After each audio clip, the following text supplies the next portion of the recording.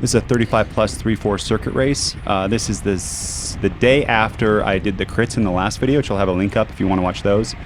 This is the first race of 3 in a day, and I came into this super frustrated because the day before I wasn't smart. I didn't position myself. I didn't use my fitness.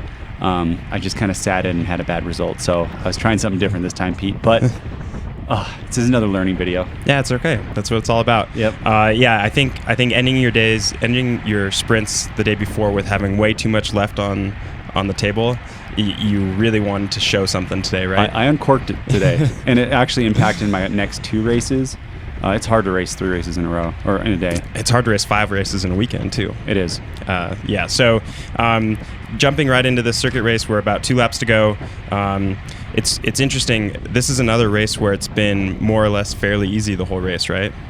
Yeah, it's pretty easy. It's a little bit harder than some of the other stuff, but fairly easy. And this circuit race is straightforward. There's no real bends. It's a lot of wide roads. Mm-hmm. So it's really just about pedaling harder than other people. Yeah, and coming up here, we're going to take a little chicane, and then after that, it's a little bit of a headwind section, and then it comes into a kind of like a cross tail section into the finish.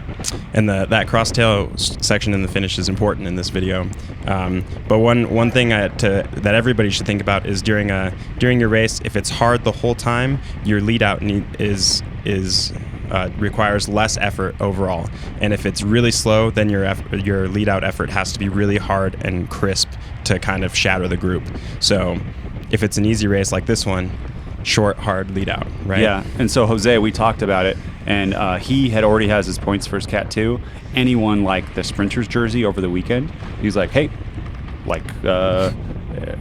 mission accomplished. So he was going to ride hard and keep me kind of at the front, coming into the very end. So this is interesting. Jose is a super strong rider. He's about 5'5", 5'6", and you are 6'6". Yeah. And you are sitting second wheel on maybe one of the shorter guys in the field. And I'm the tallest guy in the field.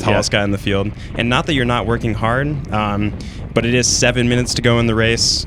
Your second wheel, you should have let him save a little bit more. You know what? I didn't have control over Jose. I know he did whatever he wanted. I know. This is one of those, again, like we talked about last video, ad hoc kind of like, hey, we're both from Reno. Let's do this. Let's knock it out. And he honestly did a great job too, considering he is so small. But obviously, if the tables were turned, that'd be ideal lead out because I'm a big rider. He's an excellent sprinter.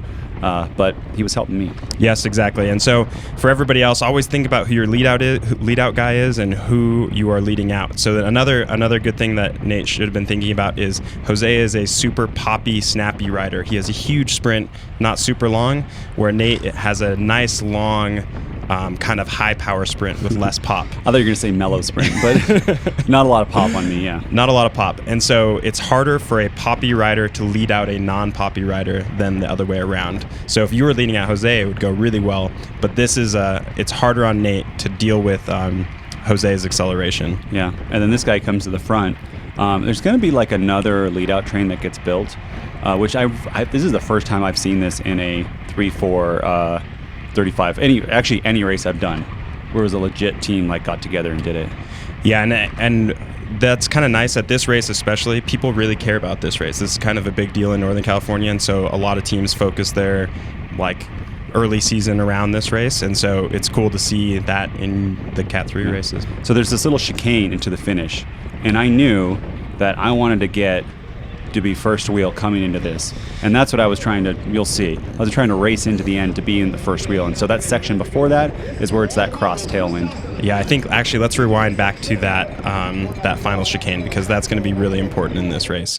So looking at this chicane, if you got to choose your perfect line, you can hold all the way to the left and cut this straight as you can and cut it to the right, and you'll get a straight line. You won't scrub off much speed, and everybody has to come around you the slow way.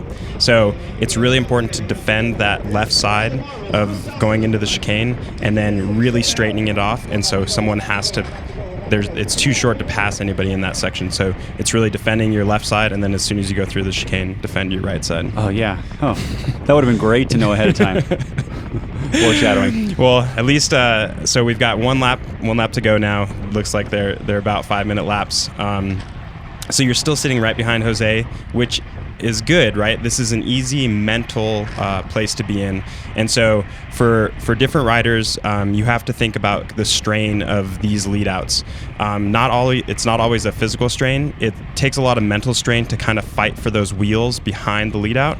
So some people, it's not as much work to fight for wheels mentally because you get to pedal less hard.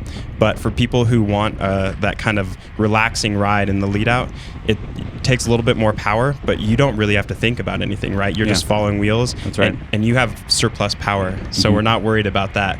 I would rather have you have a nice, easy mental ride to the finish. What I wanted to happen was I wanted Jose to pop and sprint like way before the finish, like a minute out, and then I was going to accelerate and hopefully get part of, I wouldn't stay on his wheel, but get kind of part of his draft, accelerate into him and pass him, and hopefully, like I did at Land Park, have one person break that. And that's enough of a space that I could, especially with the cross tailwind, that I could win. And the one real difference I would say between Land Park and here is Land Park, the final 500 or 800 meters is defined by that chicane going into that. And this one, it's all about being first into the chicane for the finish. And I was trying to do that. Yeah. And I almost did it. And you almost made it. Oops.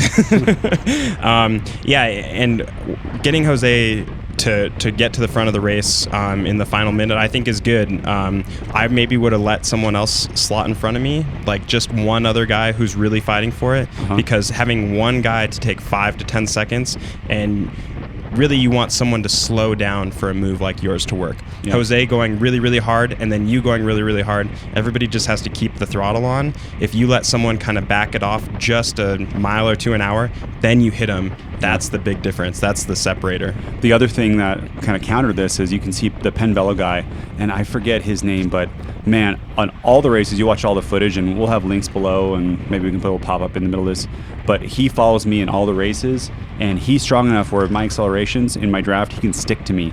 So some of the races I actually started going off the back because he was just on me the whole time and being like, you've got to cover this, we're both going to get dropped. But he's doing a good job countering me. He's right there. Yep. And so you're about to have Jose take over the front. Yep. And so Jose sees this other train coming up the right side, and he wants to make sure that we don't get like swallowed up by everyone. And then here, almost coming up, I'm yelling at Jose to sprint. I'm like, go, go, go. And I want him right now to pop so that I can be like around the corner first and have separation. And so what we're getting here is what we call the classic reverse lead out, where Jose goes really, really hard and then kind of fades in the end. And that's exactly the opposite of what you want the lead out to be. So you jump over onto the other lead out train. Yep. It's probably a good move, right? Probably a good move, but we know we have to be first into the chicane. So you're giving up some wheels here. Is there a reason you didn't just jump on this guy right away? I thought this is my distance. I planned it out ahead of time. So I'm going right now, seated, and I'm gapping this guy a little bit, but he's just coming back on. The rest of the field, people said it's like split up in ribbons, but the fast people are staying on me. Yeah, and so Nate's pretty much trying to single-handedly out-pedal everybody for the last 45 seconds. That's exactly what I'm trying to do. Which almost works. As you can see, there's like 7 or 8 guys just waiting for that optimal point right at the end where we can get the first wheel into the final chicane. Should we watch this once and then analyze it? Oh my God, I almost died. Remember when I said nobody breaks in the last 500 meters? I guess that was wrong. Penn Velo guy does. And look at, I'm coming up on him too, which is so frustrating. This is a very frustrating weekend, but let's analyze it so we can all learn. So let's go back to where you come around Jose. Okay. So there's 2 things that could have gone a little differently. Jose should have actually ridden right next to the other lead-out train. Getting a half draft next to another lead-out train is better than going head-to-head, and it's much easier to kind of pace off the other person that way. So then the next thing is if you would have jumped directly onto this guy's wheel, and you're 40 seconds away, but remember it's more important than your average than your 800-meter attack is to be first through the final turn. So you have to meter in in the effort to be first through the final turn and not necessarily adhere to your normal strategy of jumping with 800 meters to go. Okay. The other thing is, as you can see, your watts are sort of dropping. Yeah, you were holding 800 super strong. That's when it's hard for people to come around you. But when you're doing 500 watts, people can start to kind of get this last little bit. And as you watch two guys barely make it around you, and this is where you weren't guarding that left side of the road. Yep. You almost did. You just left just enough. And then if you would have really adhered, the guy would have had to come around you the slow side on the right and wouldn't have been able to make the turn. Yeah, so what I did is I heard them both coming on the side of me, and I was like, I'm trying to block them both by being in the middle. Yeah. But that was the mistake. Right back here, if I started to push left, the guy couldn't have passed me. Exactly. And is that dangerous? Is that okay to do? I see it happen all the time in races. They call it shutting the door. Yeah, it's shutting the door. And I think on something that's straight like this, it's much different than taking a 90-degree left-hand turn and going all the way to the gutter. Yeah. This is really you just straightening out the course. Yep. And if you kind of get into his way, as long as the global rule is that if your handlebars are in front of the other rider's handlebars, he kind of has to do what you say, Yep. right? And so, and all the way until about 20 feet to go, your handlebars were in front of his, and if you would have disabled him from passing you on the left, then it's your line, and then the guy on the right wouldn't have been able to get around you in this short period of time. Yep. Also. And he really doesn't. We can see this in full speed. Let's see it in full speed. He hits the brakes, rear wheel slides. I have to hit my brakes. I thought he was going to kill me, and then I have to re-accelerate here, and I get to sprint. The frustrating part is you come up on a little bit. So if I came out ahead of them, I could have had it. Yeah. Right. But it's just so short. That's just I think the best takeaway from this video and our last video is the technical finish. You have to sprint for that final corner, which we were. But man, if I would just shut down the left side, I think I could have had a chance. That's right. Next year. Anything else on this one, Pete? No, I think you did a good job, and you did correct a bunch of the mistakes you made the day before, which is important. Now we just got to meter in the effort with the finale taken into consideration. Third place on that one. So I can't do the 800-meter jump anymore because now everybody knows, right? Everyone knows. I know. If you're going from dead last wheel, 40 feet off the back, maybe it doesn't matter, right? But there's always that Penn Velo guy on my wheel. If we missed something, please let us know in the comments. And if you liked the video, give it a thumbs up. If you didn't like it, give it a thumbs down. Thanks, everyone. Thanks, guys.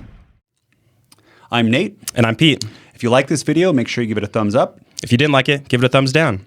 If you would have done something differently, tell us about it in the comments below. And if you want to see more of these videos, make sure you subscribe. If you want to become a faster cyclist and put out more power, make sure you check out TrainerRoad.com. Who has better hair? Probably you, really. No, I think your hair's pretty good. It's more memorable. It's longer. I think girls comment on your hair more than mine. It's more length.